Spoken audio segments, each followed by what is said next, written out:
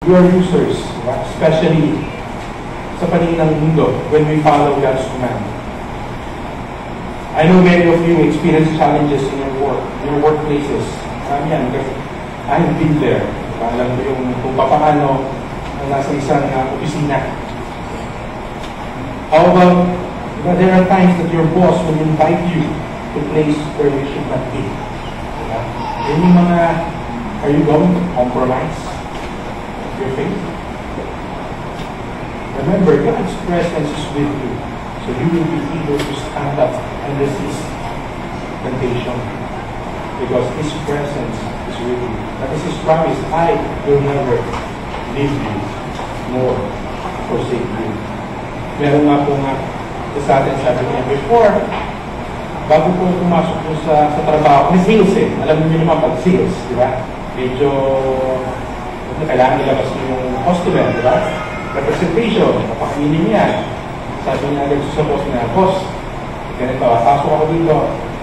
Pero, yung representation ko, hanggang restaurant lang kami. Hindi ko siya pwedeng dalhin sa ibang mga bagay. Sa ibang, alam niya, kung saan mang lugar. Sabi niya, kumain na siya hanggang mabusog siya. Hanggang kaya niya kainin lahat ng makita niyang pagkain, walang problema yun. Makakainin ko siya. Pero hindi kami pupunta, hindi ko siya dadalhin sa mga bagay, sa lugar na alam kong mako-compromise yung faith ko. And that is, diba? Bakit malakas ang loob niya? Because he knows that God is with him. Nung sinasabi niya sa boss na, nakaya naman. Kumayag naman yung boss. So, yung iba naman sa atin dito, because for them, Sunday is for the Lord. Yeah. Yan yung kanilang na kayo, Lord, hindi ka, kahit na may trabaho, this is for you. And nagkataon, merong malaking client, diba? Na lumapit sa kanya, Sunday. Kakang Sunday. Sabi na, Lord, paano na ito? Pinangako ko na ito sa inyo. Diba? Hindi naman ako nagiging legalistic na. Pag promise, gusto ko unahin siya. Sabi niya, Lord, bubali na. Mawala man ito, kasi sayang din yung pagkakang ito, pero unahin kita. So, ano yung ginawa ng customer? Okay lang din siya. Kasi nasa photography siya. Sabi, pahilan na lang yung gamit mo. Sabi na, pupuna na lang namin yung mga sarili namin. Diba? Pero mabayaran kapal namin. Wala siya. Diba? So, hindi naman nagalit yung customer. Hindi wala. Bakit niya kayang gawin yun without compromising? And I think because God's presence is with him. He knows the promise of God. At ganoon din naman tayo. Sa office, sa school, sometimes, nangyat naman talagang tumayo pag nandiyan na. But, and then in battle, always remember that His presence is with you. And once we were able to withstand sin in our life, or every time we experience victory, may our cry be, not to us, Lord, not to us, but to your name be the glory because of your love and faithfulness. Psalm 115. Verse 1. Knowing that His presence is with us, God will enable strength and courage to His people. Verse 6, verses 6 to 8. Be strong and courageous, for you shall cause these people to inherit the land that I swore to their fathers to give them. Only be strong and very courageous, being careful to do according to all the law that Moses, my servant, commanded them. Do not turn from me to the right hand or to the left, that you may have good success wherever you go. This book of the law shall not depart from your mouth, but you shall meditate on it day and night, so that you may be careful to do according to all that is written in it. For then you will make your way prosperous, and then you will have good success. Be strong and courageous. It means be confident. Stand firm. Be confident. For the Lord, your God, is with you. That is Moses' exhortation to Joshua in Deuteronomy chapter 31. Verse 7, it says there, Then Moses summoned Joshua and said to him in the sight of all Israel, Be strong and courageous, for you shall go with this people into the land that the Lord has sworn to their fathers to give them, and you shall put them in possession of it. And even before Moses' death, the Lord encouraged Joshua. In Deuteronomy chapter 31, verse 23. And the Lord commissioned Joshua, the son of man, and said, Be strong and courageous, for you shall bring the people of Israel into the land that I swore to give them. I will be with you. Encouragement. And in our passage, 4 times reminded them from verse 1 to 9. Be strong and courageous, verse 6. Verse 7, be strong and very courageous. Verse 9, be strong and courageous. And verse 18, the people reiterated that to Joshua. Be strong and courageous, Joshua. Be confident. Stand firm. I am here. For the Lord is with us. For the Lord, for His presence is with us. The same is true for us, my dear brothers and sisters. The Lord is telling us, be strong and courageous. Kapag nasa gitna na tayo ng mga battles, ng temptations, then harapan natin, the Lord is telling us, be strong and courageous. Stand firm. Resist the temptation, for the Lord is with you. His presence is with us. Let us not be weary when we are facing opposition. For as long as we are in tune with God, that is the key, and you are obeying what God said, then be confident because God is with you. The question now is, how are we going to be in tune with God? And it's only through His Word.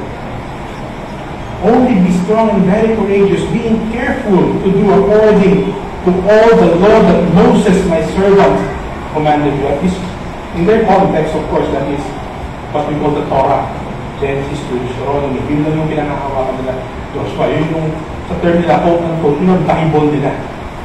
But in our time, 66 books na yan, mga kapatid. Sabi niya, be very careful to do what the Lord has commanded you. Do not turn from it to the right hand or to the left. Meditate on it day and night. Meditate on it day and night. So that you may be careful to do according to all that is written in it, for then you will make your way prosperous, and then you will have good success. Yahweh gave these precepts to Joshua to meditate on. Now, what is meditation? Lahat tayo marunong mag-worry. Amen? Meron ba dito na hindi niya alam kung paano mag-worry? Taas mo niya kamay. Tuturuan ko kayo paano mag-worry. Meron ba dito na hindi ko alam kung paano mag-worry? Lahat tayo marunong mag-worry.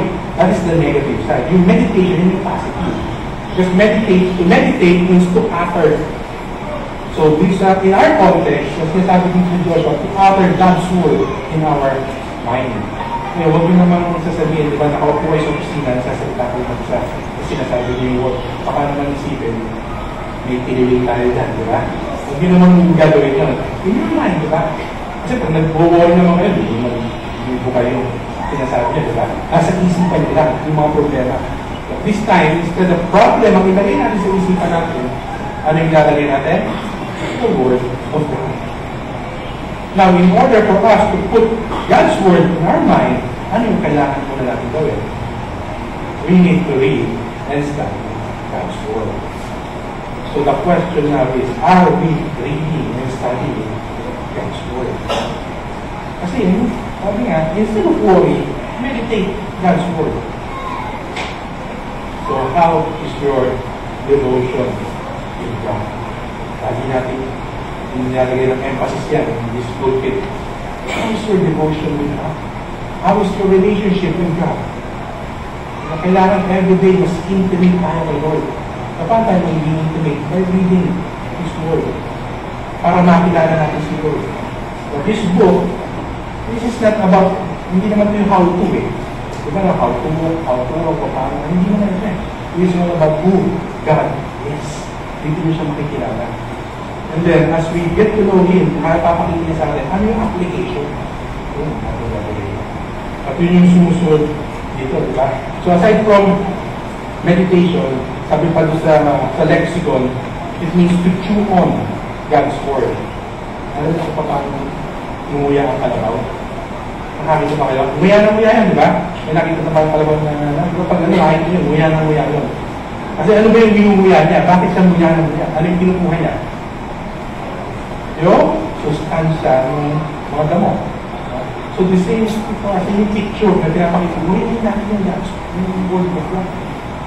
So let us chew on the Word of God until makuha mo kung ano yung tinuturo. Kung ano ba kayo tinuturo, isipin mo yung isipin. Ano nga ba tinuturo mo sa akin dito? Ano ba yung ibig mo sabihin dito? Ngayon yung ating i-meditate, let us chew on. Huyain natin ang huyain.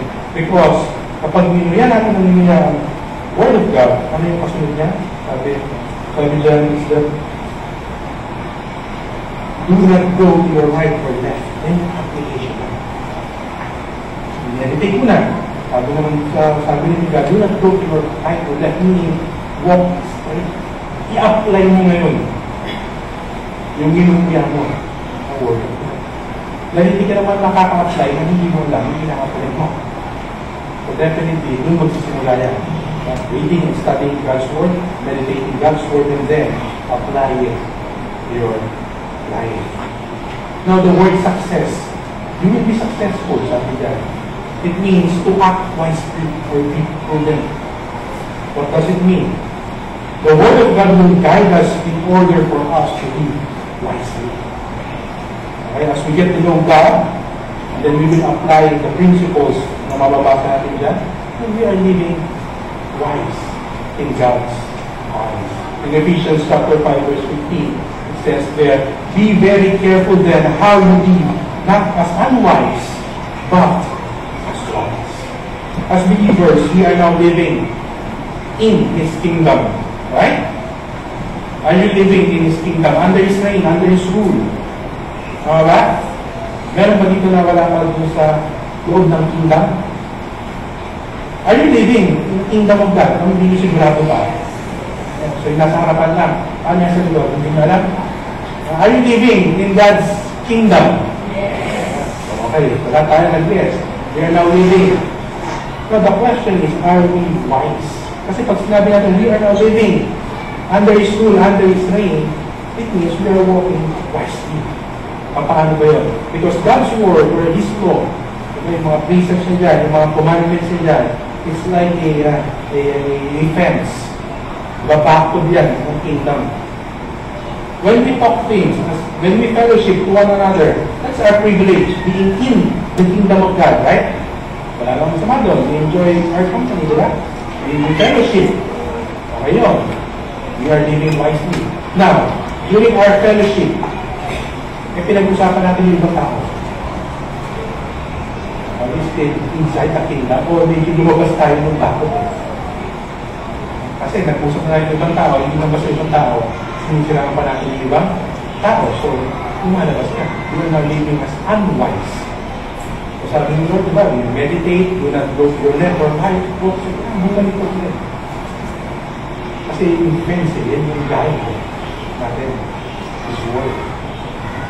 Now, diba, when we are wronged by someone, diba, masakit naman ng lapit mo, diba? Kapag ayaw mo i-release yung forgiveness, you are living as unwise. Lumabas ka naman sa takot. Kasi sabi ng Bible, diba, forgive.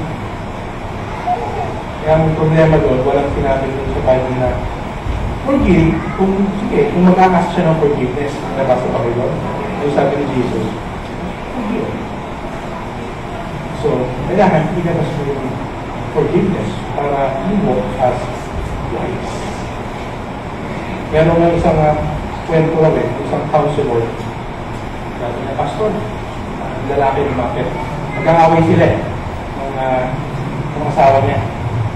Sabi yung pastor, hindi na talaga kaya na mahalin yung asawa ko. Sabi ng pastor, yung sabi ng Bible, have your wife sacrificial.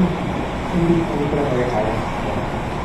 So sabi ng pastor, sige, ganito gawin natin. Kung hindi mo talaga kaya, alis ka sa bahay mo. Diba? Pero doon ka na sa katabi, yung second apartment, ito wala nakatira, doon ka lang tumira. Ba't naman gano'n? Hindi ko nga kaya. Kasi sabi sa Bible, love your neighbor. Diba? Kasi hindi ko talaga kaya eh. Kung nakikita kami, galit na galit ako talaga. Diba? Talagang tingin ko talaga, kakaway ko na.